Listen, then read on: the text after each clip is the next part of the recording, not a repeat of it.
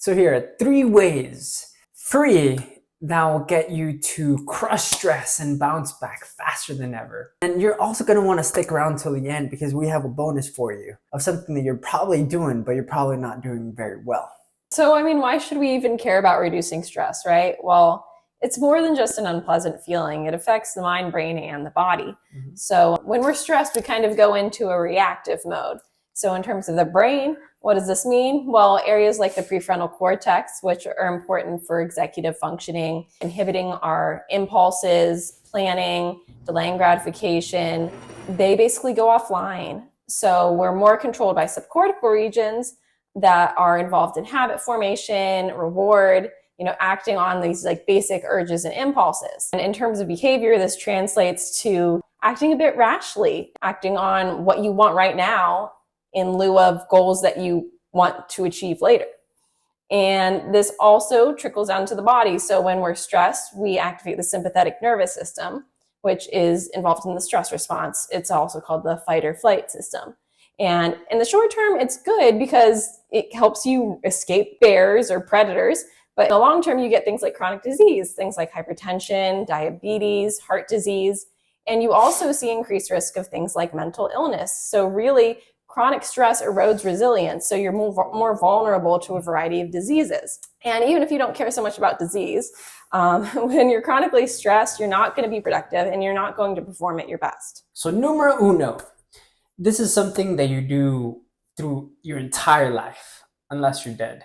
Breathwork. Breathwork is one of the key components of being able to harness the parasympathetic mode that Gina's going to be talking all about. So when he says parasympathetic, earlier I mentioned sympathetic, which is involved in the stress response.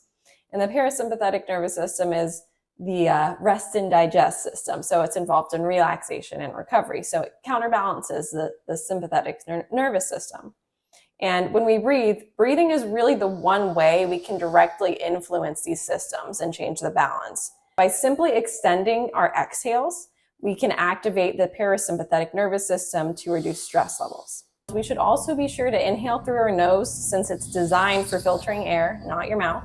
And also we want to make sure that we engage our diaphragm and aren't just, breathing into our chest. So your diaphragm is a muscle, so when you inhale, you really want to be engaging your diaphragm so that you can maximally fill your lungs. Some people like to call this belly breathing, even though your diaphragm is a muscle, it is not your belly, but you can think of it in whatever way helps you. And one easy way to do that with 5 minutes a day, easy enough, is just doing a little bit of breath work.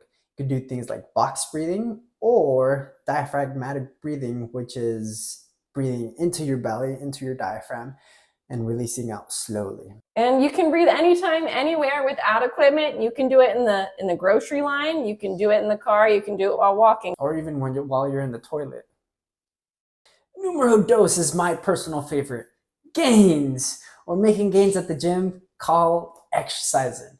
It not only strengthens your body, but it actually strengthens your mind and your resilience to combat those stressful situations that we sometimes get into. When it comes to exercise, both cardio and resistance training can be helpful, though they elicit slightly different adaptations.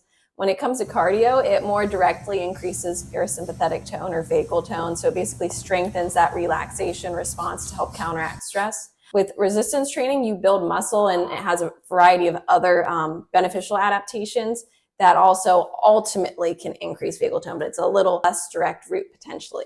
In addition to those effects, exercise overall can just be very cathartic and meditative. So if you find it helps you, do it. And even just 15 minutes a day or less, any form of exercise is going to be extremely beneficial. Are you paying attention? Tip number 3 is being mindful. Mindfulness means being objective in our thoughts, especially when there's a lot of challenge and adversity in front of us, aka stressful moments. We can't always control what emotions and thoughts immediately arise, but we can always, once we notice them, take a step back, observe them, and let them go if they're not serving us.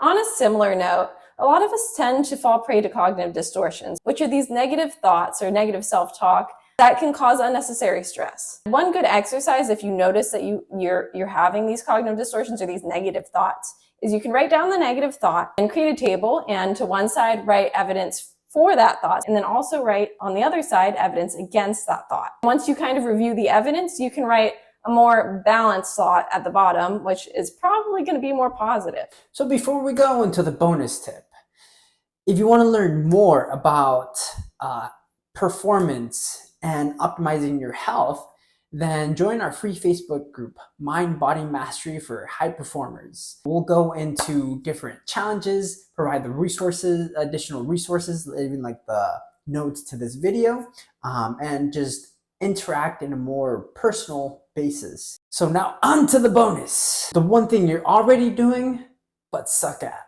That's sleep. You might think, like, sleep, really that's such a big deal? But yes, it is. Because lack of sleep itself is a stressor and can impair communication in the prefrontal cortex, which is that area involved in controlling your inhibitions, planning, delaying gratification, all these higher cognitive processes. So if you want to improve your sleep, make sure first off that you're getting 7 to 9 hours each night. Second, you want to make sure that you avoid blue light at night because that interferes with melatonin production, which is key for good sleep. So you could wear some blue light glasses. 3, follow a nighttime routine. So design some sort of routine that you do every night that's relaxing, whether that's journaling, meditating, listening to calming music. 4, avoid caffeine too late in the day because caffeine can disrupt your sleep. 5, keep a regular sleep schedule because your body is really good at entraining to regularities. Then lastly, get morning sunlight. Getting morning sunlight can set your circadian rhythm for the day so that you're aroused when you need to be and sleepy at night so that you can actually get that restful sleep. And you may be thinking, oh, that's a lot. Well, you don't need to do all of them. You don't want to, but at least pick one, and that's definitely going to improve your sleep. So we hope you found that helpful. And if you did, like this video, share it to anyone else you think it would help. Subscribe to our YouTube channel for more content like this, and drop a comment and let us know what else you want videos on.